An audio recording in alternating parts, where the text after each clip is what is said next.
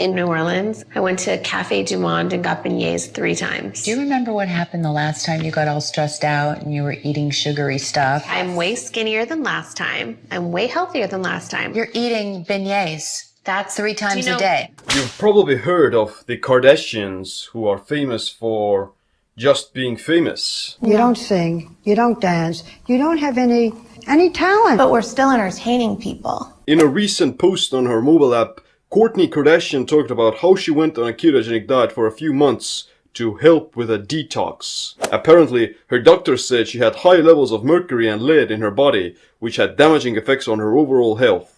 I don't keep up with the Kardashians or watch their social media posts, but this news caught my attention because I've been doing the ketogenic diet for a long while now. So, in this video I wanted to analyze the Kardashian keto experiment. Do I look fat? Just like 20 pounds overweight. Kourtney wrote, "Keto diets are low in carbohydrates and high in protein and healthy fats. Once I knew the ground rules, I was very strict and really stuck to it. I ate minimal carbs and no grains, beans or legumes. Instead, I focused my meals on fresh vegetables and lean proteins. I would make broccoli rice or cauliflower rice to at least feel like I was eating some carbs. Those poor carbs, they will be missed. Then I would add protein, so I often ate grilled chicken and fish over broccoli rice, cauliflower rice or spaghetti squash. I mixed in roasted vegetables, fresh salads with homemade dressing, and smoothies made with avocados and bananas."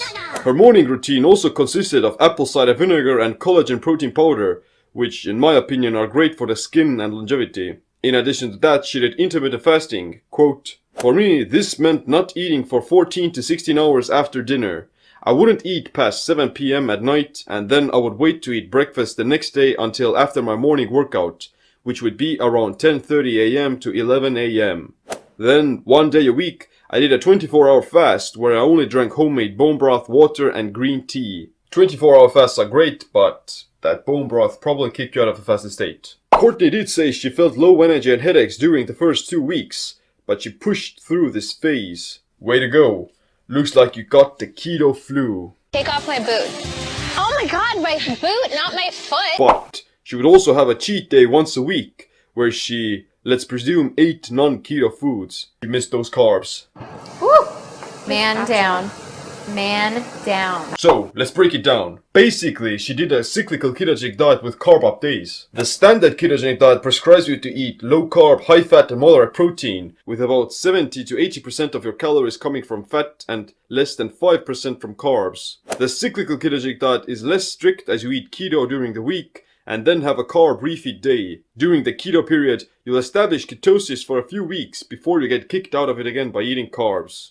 In reality, on a cyclical ketogenic diet with weekly refeeds, you're only entering into ketosis after the first 3 to 4 days. Then you may stay in ketosis for maybe 1 to 2 days, but if you consume some carbs, then you're already out of it again. I'm really hungry, so I'm not in the mood. I'm not a doctor or a certified nutritionist, but I've done intermittent fasting for over 6 years and I've been on keto for nearly 3.5 years. I've also written several books about it, so I get the basic principles. Like Kourtney said, her goals with the diet was to fix high levels of metal toxicity in her blood, but let's also presume she wanted to stay lean and fit. What is ketosis anyway? I should give you some sort of a brief overview. Ketosis is an altered metabolic state in which your body has shifted from burning glucose to fat.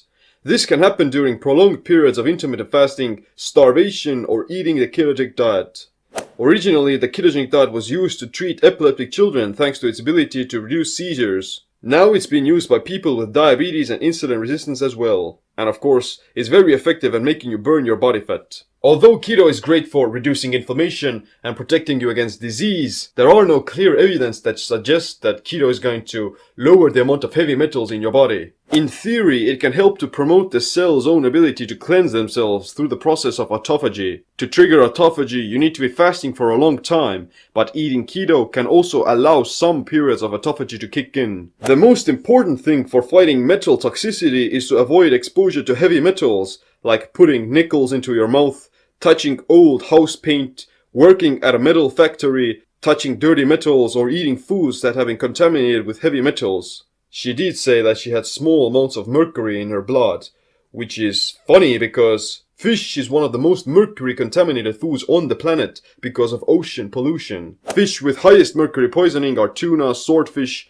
mackerel, shellfish, sea bass, bluefish and shark.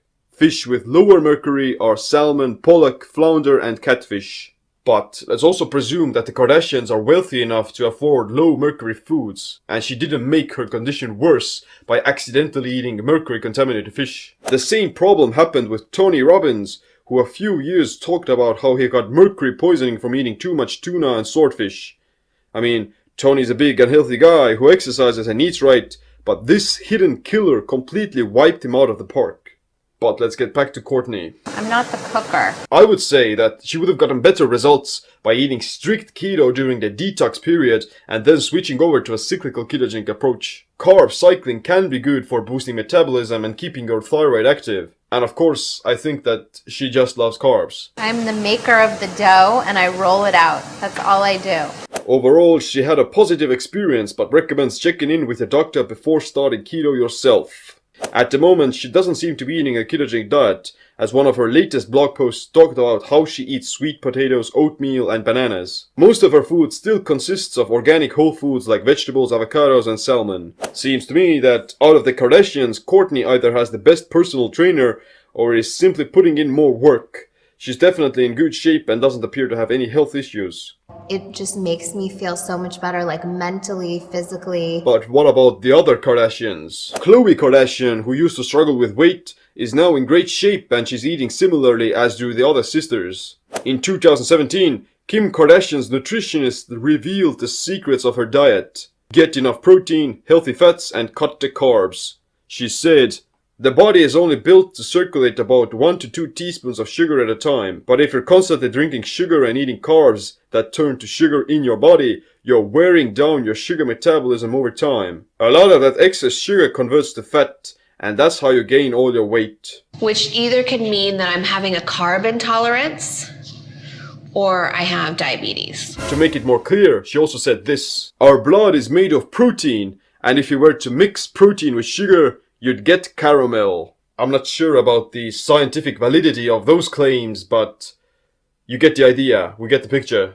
Too much glucose in the bloodstream will make you diabetic and obese. You're like a closet eater. You need an ankle bracelet. Kylie Jenner, however, seems to be eating whatever she wants, as her social media posts show burgers, waffles, potatoes, tacos, and such. She was also pregnant, so maybe that's why she was so hungry. 2 burgers, one for me, one for the baby. One commonality amongst all of their diets is the elimination of dairy and gluten. These foods are very allergenic and they cause inflammation in the gut and the skin. I wish I could give you a more thorough analysis of what they actually eat, but to do that I'd have to pay their monthly subscription fee, which I'm not gonna do. You're lucky that I'm gracing you with my ideas. In conclusion, the Kardashians aren't eating keto all the time, but they do pay attention to how many carbs they eat and what other ingredients they put into their body. I personally think that it's a good idea to keep your body in this semi-ketotic state at least the majority of time. It's gonna keep your blood sugar low, it's gonna prevent your blood from turning into caramel, and it's gonna help you burn the fat.